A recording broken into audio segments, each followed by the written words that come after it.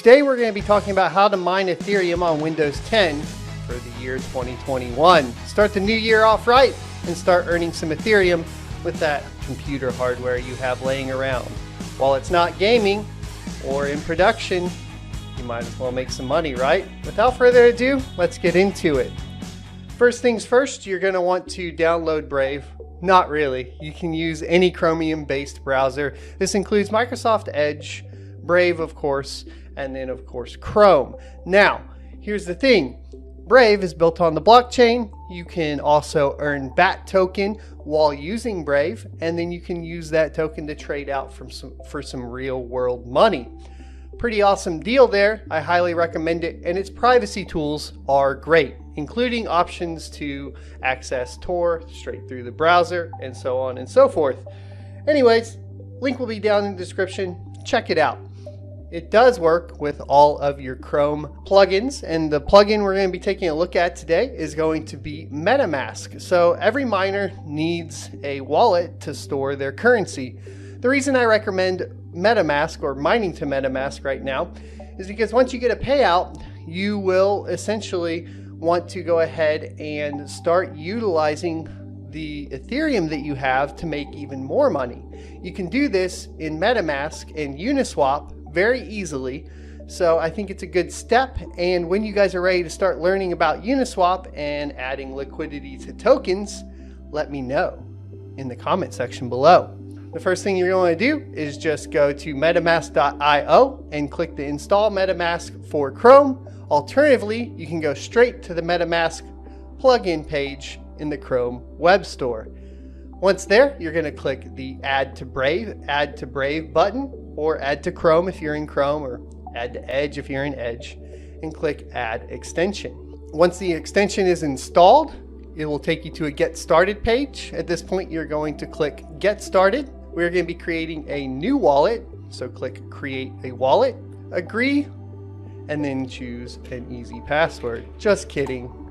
Choose a difficult password. I recommend for creating passwords using a password manager. This could be anything from Kaspersky to LastPass or Dashlane. I have no preference. I currently use Kaspersky because it's built into my suite. So if you're interested in that, let me know in the comments section below. Once done, you're going to click I have read and agree to the terms of use. One more thing that you could use, which I will show you, is random.org. At random.org, you can scroll down to the password generator, make sure that you have at least 8 characters for MetaMask, and click Get Passwords. At this point, you'll be presented with a list of passwords, and this is an easy way and a free open source way without downloading any other software to generate random passwords. Next, we're going to click Create. And this is where you will get your secret key or secret words. This is for recovery of the wallet and is basically what you would use if you clicked the import wallet button and you're either moving browsers or moving machines and you just got a new machine. This is very important.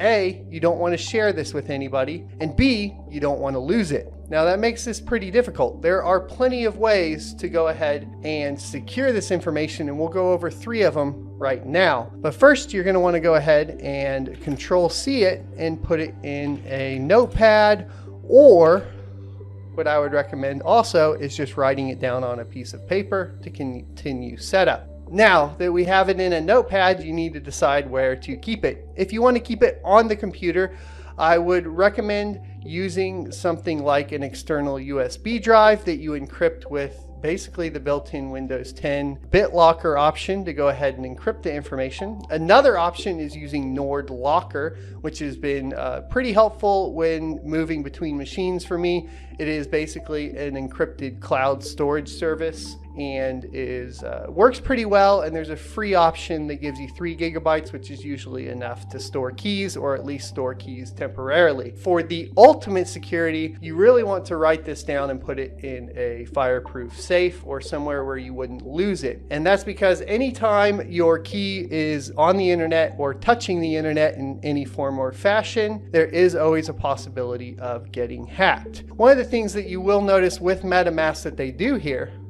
is when you're recovering, you don't actually type the words out. The reasoning for this is to prevent people from gaining your information through software known as keyloggers. So to confirm the secret backup, you'll see we actually just click the buttons for the words. So we have river, and you want to do it in order: cupboard, knock, certain, hope, loud, melt, vehicle, cash, boss, head, and silver. So now that we've put them all in order, we're going to click confirm, and we can start using the MetaMask wallet. As I discussed earlier, token swapping is here, so you can swap directly in the MetaMask wallet, which makes it super duper easy. And this is all what people are starting to refer to as DeFi with Uniswap. DeFi stands for decentralized finance, and is just an additional way for miners to essentially make money off of the coins that they've mined. That's why I recommend using MetaMask. Your other options for wallets include exchanges. However, it's recommended you never mine to an exchange, as well as paper wallets and hardware wallets. All of those options are great, but for beginners, I think MetaMask is the way to go. So now that we have this, we're going to go ahead and click our account and copy it to clipboard and paste it in that notepad. That way we know this is the recovery key for this wallet. This is your public wallet address, and it's okay for the wallet address to be exposed to the outside world because it's how you accept and send payments. Will all be tied to this address. The next step is going to be downloading the miner. So today we're going to be using LOL Miner 1.17. It was released 16 days ago, and we are going to be obtaining it directly from their GitHub. There are a lot of different phishing websites, as well as a lot of different issues when trying to search for a miner in Google or even DuckDuckGo, where you could download something malicious. And this is important because you need to keep in mind that all miners are considered malicious to some extent by every antivirus solution, which means you will have to make an exception. So you want to be very, very certain that you're downloading from a safe website, because you will have to allow it through, of course, your firewalls, as well as through the browsers, so on and so forth.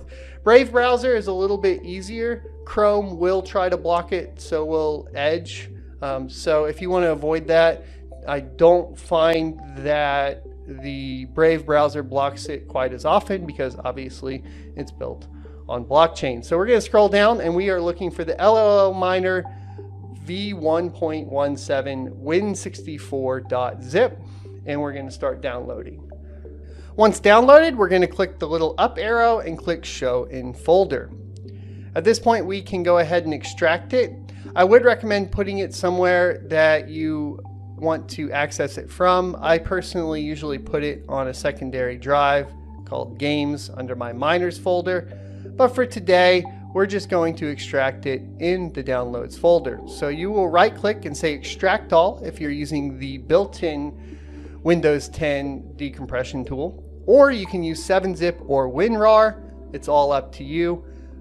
If you are using 7-zip or WinRAR, I assume that you already know how that functions. So we're going to click extract all and then extract. At this point, we will have all the files to start mining. There are some pre-configured batch files here, and they are preceded by .bat. If you do not see the .bat or the .text, these are known as file extensions, and you will need to go into your folder options to be able to see them, and this will be important later on. So what you'll want to do is go down to your Cortana search bar and search for File Explorer Options. Once you have that, you'll click the View tab, and then down here you want to uncheck the box for Hide Extensions for Known File Types, because essentially if we have it like that, this is probably what it looks like if you haven't already done this before. And yeah, I know. And there's my antivirus.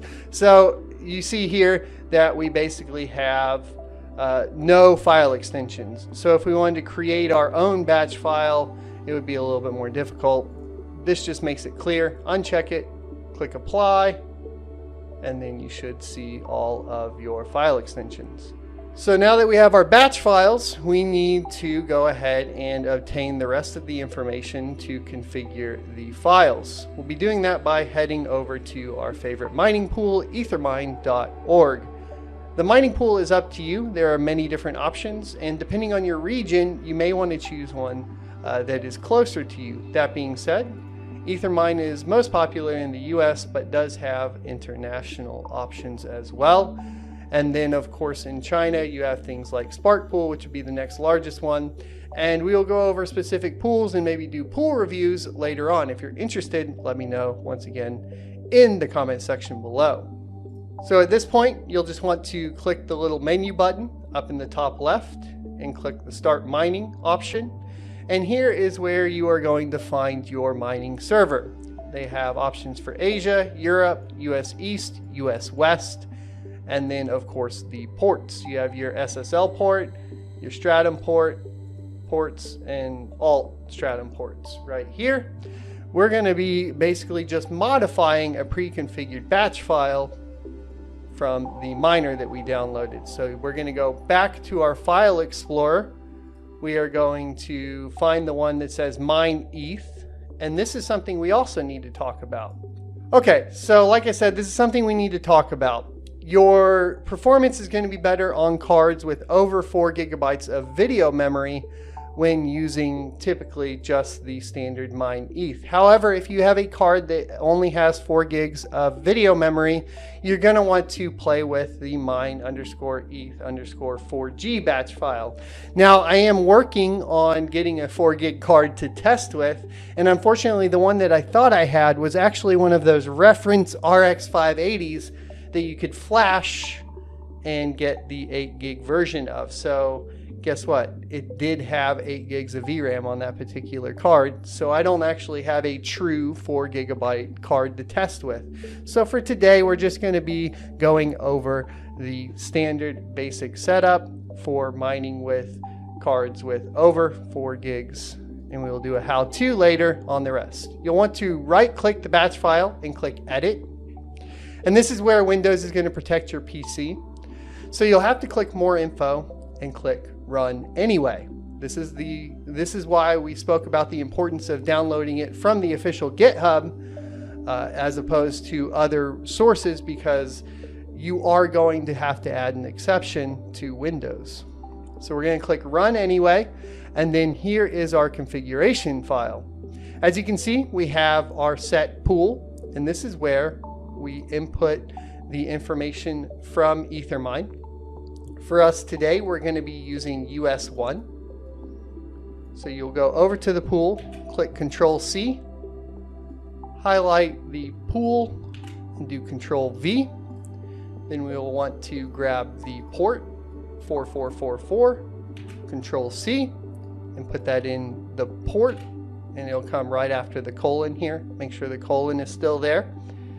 And then we have our wallet address. Going back to our public wallet address over here, we're going to highlight it and do Control-C, and then come back over here and do Control-V.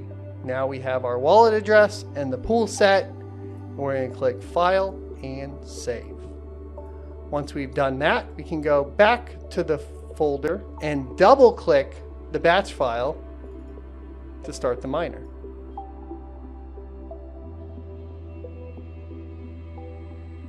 Alrighty, so now we can talk about how to read what's going on the miner. So here, basically what we have is we started the DAG on GPU 0. We have a single RX 6800 in here, not overclocked or flashed currently. And then you'll see here that we have found a share and that we have accepted a share. This is when the GPU starts working, and then we will get a report of the speed. The speed is calculated on Ethereum as megahash per second. This number will give you an idea of your potential profit. Now we're at 61 megahash a second. To calculate profit, you can go back to a web browser and use a site called What to Mine. So in the case of this one, we are at 61 megahash. Now you should calculate watts as well as input your cost for kilowatt per hour. But for today, we're just going to calculate what I would call your gross revenue. So we're going to click calculate and scroll down here, and you can see that a single RX 6800 makes $2.78 a day in revenue. So now that we have the miner running, we know what our projected revenue will be. We will let the miner run for a little bit, and then we will come back and make sure it is actually mining to the pool, and we'll go over how to read the pool. Okie dokie, so let's go over reading the pool. Headed back over to ethermine.org, make sure you go to the home tab and scroll down to find the option for to search your Ethereum miner address. Go back to the config that you created and right click and copy your wallet address. Go back to the Ethermine webpage and paste the address into the search tab and click search. At this point, you will be presented with your dashboard. The dashboard is going to have essentially all of the information that you need to understand to calculate your revenue and actual on-pool revenue and hash rate. Currently, it's only showing 5.2 because we just started mining. Up here, you will see workers active and inactive. So this is a good spot to take a look at if you have a mining rate down, or to see if you have a mining rate down. Next, you have your unpaid balance. And the unpaid balance is how much Ethereum is actually on the pool that you have earned. Once you hit your minimum payment threshold, that balance will be paid out to the MetaMask wallet that we talked about earlier. Over here, you have your estimated earnings, which will show you both daily, weekly, and monthly. Not both, but all daily, weekly, and monthly. And you can also convert it to what your earnings would be in BTC conversion and USD. As you can see here, estimated earnings monthly with 5 megahash is $7. This will change as that number rises. As you can see here, we have a reported hash rate of 60 megahash a second. Over time, these charts will fill out and you will have an idea of when the miners are not working and working. It will also give you an amount of valid shares, workers, and stale shares. If you have stale shares, you might want to check your overclock. Or if you have, of course, invalid shares, you might want to check your overclock. Now, minimum payout you can change. Scroll back up to the dashboard, click the little down arrow, and you will have your settings tab. Under settings here, you will essentially type in an email address, and then you will type in your IP, and then set your payment threshold. For most people that are hobby mining or just starting out, you will want to set it to 0.05. Now, to find your IP address, you can use basically whatismyip.org or one of those various ones. Clearly, I will not be showing you guys that, even though we are on a VPN. You never know. So maybe my VPN connects to the same IP over and over again, blah, blah, blah. For safety, I will not show you guys what my IP is, but you would want to go to whatismyip.org. Link will be down in the description. You will type your IP into this box, and then you will click submit, and it will change your payment threshold to 0.05. What this means, back on the dashboard, is once your unpaid balance has hit 0.05 ETH, within the next 24 hours, it will pay out to your MetaMask wallet. So for your MetaMask wallet, you can go ahead and pin it to your plugins, and then you will click it, log in, and then you'll have the option to buy, send, or swap. Clearly, you'll want to be sending it out to an exchange or swapping it into another token. What I recommend is swapping it into another token and then using Uniswap to go ahead and add it to liquidity to earn some additional fees. This is not financial advice, it's just what I'm doing. Now, let's talk about actually getting your money out into dirty fiat. Now for fiat, you are going to need to set up something on an exchange. Exchanges that use Ethereum are plentiful. You have options of Coinbase and Binance. One of my favorite, of course, though, is going to be crypto.com. I'll leave a referral link down in the description below for you guys to check out. If you click it, you get an extra $25 for signing up. I get an extra $25 for signing up, all up front. That's how you do it. Crypto.com will allow you to exchange currencies as well as add it to a card. You can get basically a debit card from them, and you can directly add it into the app and just click the top up button, and it's pretty awesome. I highly recommend it, except for one big caveat, and that's that you don't control your private keys. So it actually holds it in kind of a master wallet situation. I wouldn't recommend keeping a majority of your assets in Crypto.com, or of course even something like Coinbase. Personally, I would feel better with MetaMask, a hardware wallet, or of course, an offline wallet all the way. So hardware wallet options are things like the Ledger and of course Trezor. We can cover those in another video, and let me know in the description below, out of all the videos we've mentioned, which would be most helpful for you. Thanks everybody for watching. I hope this video was helpful. If it was, leave a like, comment, and subscribe down below. And as always, I'll see you next Tuesday.